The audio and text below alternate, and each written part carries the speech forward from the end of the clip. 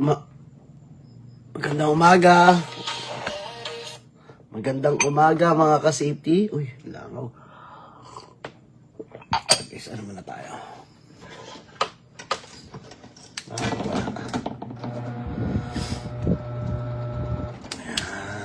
Ayan, okay, magandang umaga mga ka-safety. Okay, kamusta?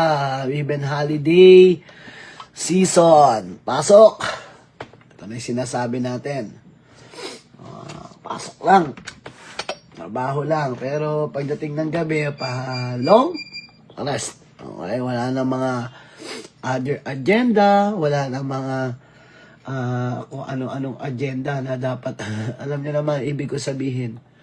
No, walang ibang agenda na nakakasira ng ating career. Okay, siguro, hindi naman sa inyo yun eh. Okay. Kailangan lang natin talaga right now. Okay, Holy Friday. Okay, pero diba, Holy Friday, mga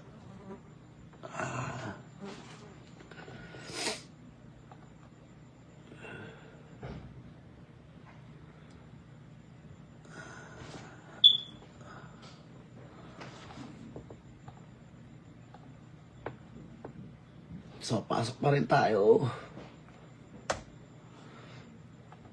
Diba? Ganun talaga eh.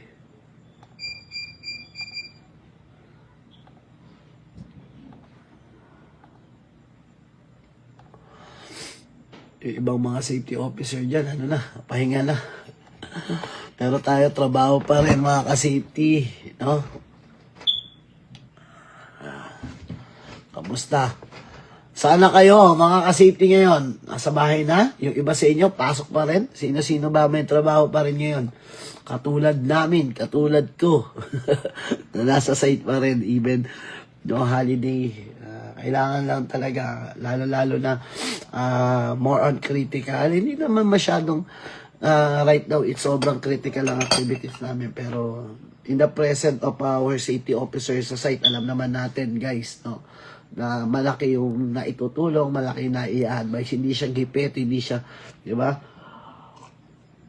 Katulad ng ibang sinasabi ng ibang mga safety officer na wala. Ang safety officer daw ano lang, design, sakit sa ulo, o anything. Hindi totoo po yun. Okay? No, tandaan natin ang pagiging safety officer po. Okay, we need to act as advisory capacity pertaining for safety and health.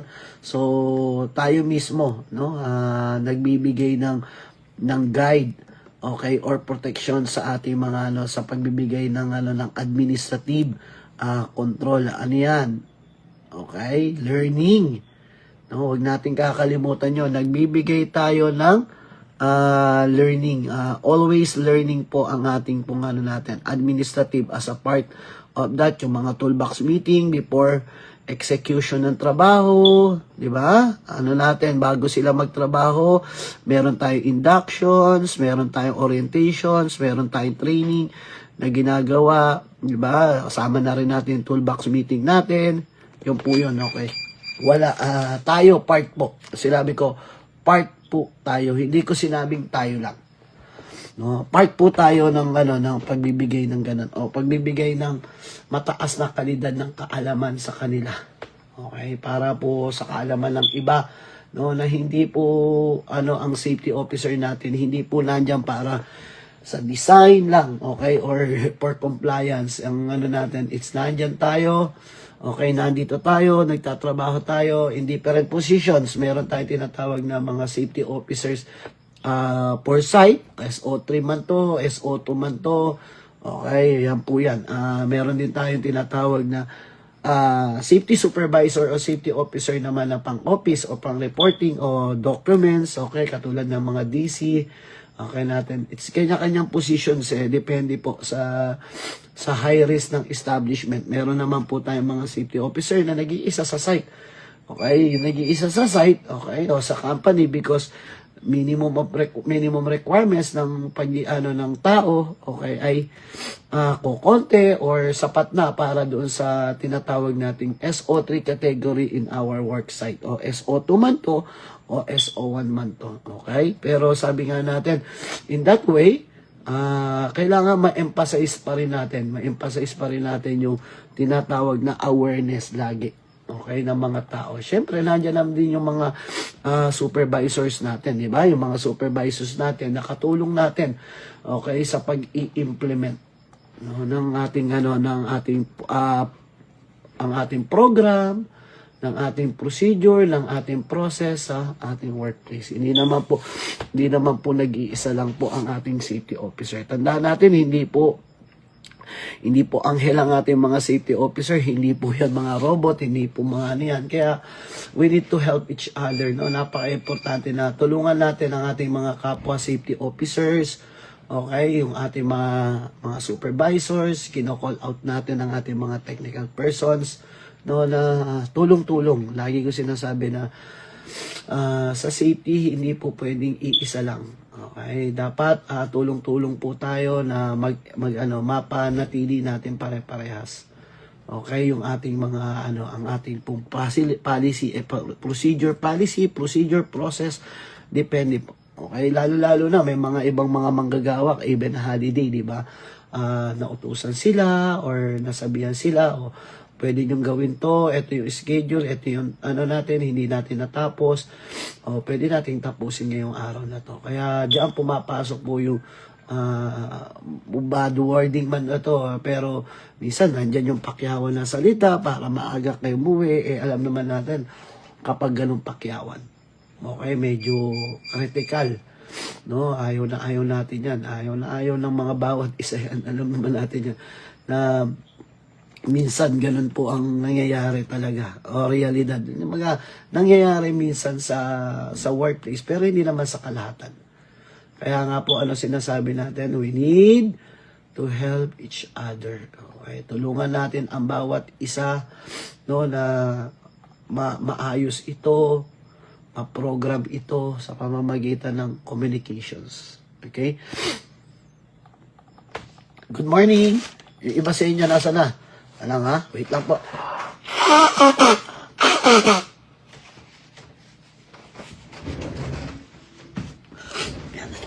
Okay?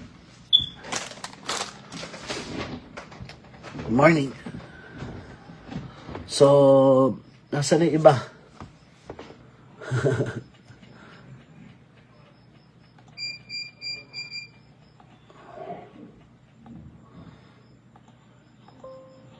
So, nasa na yung iba? Diba? Good morning. Shoutout muna tayo. Okay. Algin, good morning. Valente, good morning. Okay. Sabuza, good morning. Magandang araw sa inyo. Hungry? Okay, minsan talaga hirap basahin ng mga no?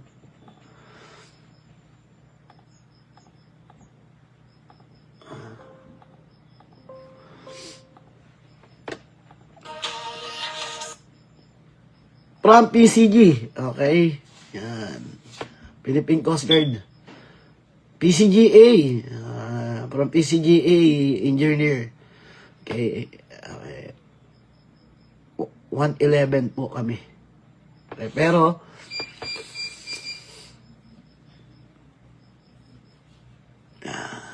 so, good morning. So, yung activities ng ibang tropa yan sa namin Philippine Coast Guard Auxiliary, nag-a-assist sila ngayon sa port. Ayaw dito nag-a-assist sa site. Okay. Yan. So, isa pa, ayan dudugtong ko, okay, in reality naman, okay, sa workplace natin, no, ayan, yung tinatanong ko kagabi, kahapon, handa ka na ba, no, yung tinatanong natin na, ngayong araw na to, kung ikaw ay magkakasakit, o ngayong oras na to, okay, tayo magkakasakit, ang tanong yan, di ba, meron ba tayong pera, o meron ba tayong mahuhugot sa ating bulsa para doon sa sa pampagamot o pambayad sa ospital, pambili ng gamot o etc. So yun yung isa sa mga factor that we need to consider, no? Alam naman natin, hindi ganun kalakihan ang salary ng isang safety officer dito sa Pilipinas. Okay, ang natin, it's paano natin po gagawin o natin. Sabi nga natin, dapat kaya matutunan natin yung effort ng sipag natin ay dapat may sukli. Okay? Or hindi tayo nagiging nagiging kumpiyansa, no, na may salary tayo ngayon, ubos biyaya, no, natin po. Sana po maisip din natin na hindi tayo robot. What if magkasakit tayo kinabukasan o sa isang araw, okay? Saan po tayo huhugot ngayon? Okay, maraming klase po na hindi natin nasasabi na mangyayari. Kaya nga po, we need to, to think that, okay, yung lagi nating love, self, mo. Ay, huwag nyo kakalimutan po yan. Okay? Ayan. Sir, safety rin po ako, pero kaso kulang po ako sa knowledge. Sir Pops, Sir Esteban, ano po ba yung mga knowledge na gusto nyo matutunan or pwede nyo chat dito, natin pag-usapan natin, pwede po. Okay, open po tayo sa mga knowledge or ng experience mo. No? Heart muna and then like muna tayo, okay? So, thank you po sa mga nagbibigay po, ulitin ko, sa mga nagbibigay ng star, nag-heart, okay, nag-share, no, ng ating natin. It's malaking appreciate po to. Okay, kasi, sabi nga natin, okay, mamaya balikan natin yung natin na topic natin doon sa mga pagkakasakit natin kung sakali. Okay? So, yun natin. Katulad ng sinabi ko, isipin din natin minsan ang ating sarili, no? Yung pagkakaroon ng mindset natin, what if magkasakit tayo kinabukasan, ano ang gagawin natin? Baga, tayo mismo, sarili natin, tayo yung nagtatrabaho, tayo yung walang pera. Tayo yung nagtatrabaho, tayo yung walang ipon.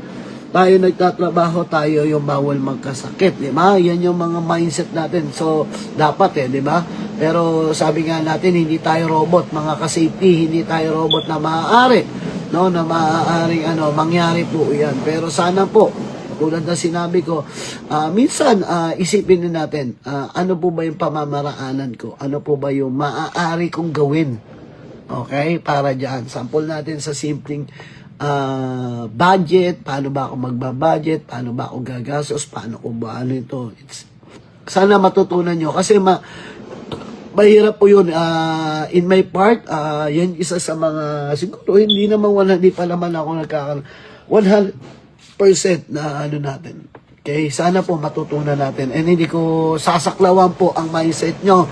Okay, sa 60-40, 70-30, etc. Bla bla bla, may mga ganun kasi. No, kaysa napapanood yung pinapanood natin, no, sana po. Okay, doon lang sa bagay na yun sa panonood na yun magkaroon tayo ng basic idea kasi may mga pattern naman tayo kung paano tayo makakaipon. Sabi nga natin, hindi masamang maging magsipag. Hindi masama pong magtrabaho araw-araw po. Okay? Or magmasipag. Huwag naman araw-araw. Sige, magmasipag. Pero, good morning, sir. Okay? But, we need to learn, no? Kailangan matutunan natin kung ano yung mga factors, no, na consider natin. Okay, yung mga room for improvement natin sa decisions natin, no, yan yung mga kailangan. Lalo't sa akin po, sir, hirap po ako sa, ayan. So, namya. Okay? So, sana po, okay, maging maging alerto po tayo sa mga ganong bagay. Okay? Marami pong klase Meron tayo tinatawag sa bangko ng mga insurance para sa pagkakasakit. Kasi diyan pa lang matututunan natin maiwasan yung mga bisyo o natin. Kaya tingnan mo, pansinin nyo yung mga manggagawa natin, no, na mga maliliit na yung sahod, pag nagkakasakit sila, nahihirapan sila. Sana wag dumating po sa point of natin yun. Yun naman po yung panalangin natin po. Okay? Ngayon, okay, sa mga safety officer naman po natin, na sinasabi, katulad po na sinasabi ni Sir Esteban, okay, ganito. Sir, ang unang tanong niya, sabi? Sir, mahirap ako umintindi ng English or etc. bla bla bla. Okay? Nasa Pilipinas ka, sir, okay? Ang Pilipinas kasi, isa sa mga natin is, ang nagiging second culture natin sa workplace natin and even sa ano natin, sa trabaho natin, nagiging second language pala, sorry. Pansinin nyo, nagiging second language natin dito, it's English. Okay, kung Filipino, reporting English. Hindi naman tayo nag-report ng other wording, di ba? Pisaya o ano natin. So, yun yung ano sabi natin, matutunan natin. Okay? Natin sa workplace natin. Kailangan, ano sabi natin, mas maging mas maging learning experience tayo. Kasi bakit? Katulad na lagi sinasabi sa akin, ang pagiging safety officer noon okay, ang pagiging safety officer ay supervisory level. So, if you are in the other industries like construction, manufacturing, o other ano natin po, matatunan po natin to adjust mo. Hindi ko sinasabi 100% adjust You need to adjust and learn yung language o reporting na kailangan natin. Kasi yun po yung trabaho natin as a supervisors.